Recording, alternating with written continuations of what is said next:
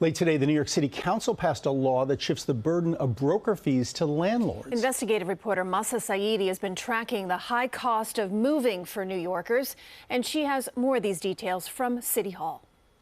We did it. A celebration at City Hall Wednesday.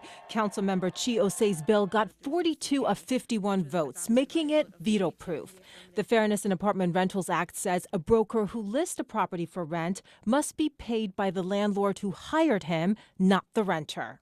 I've just recently rented an apartment, and I had to pay the broker's fee. Like many New Yorkers, Brooklynite Marlon Powell had to fork over thousands to move. First month's rent, security deposit, then the hefty fee for the landlord's broker. Typically, it's 12 to 15% of the annual rent, but there's no legal limit to what a broker can demand. You would support some sort of a cap on broker fees? I think the market, by and large, if you look at 99% of listings, are incredibly reasonable. In May, the Real Estate Board of New York refused to support a fee cap. They fiercely opposed shifting the burden of the fee from the tenant back to the landlord.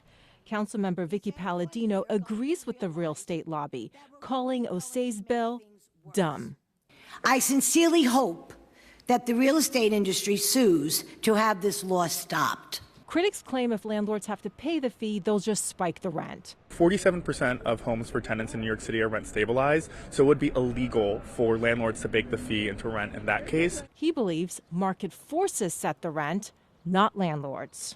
I'd rather take the risk. I think that there also should be additional laws in place to protect the average renter from the rent going up. I think there should be a cap.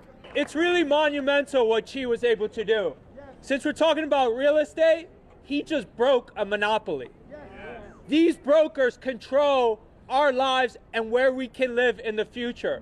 At City Hall, I'm Mahsa Saeidi, CBS News New York.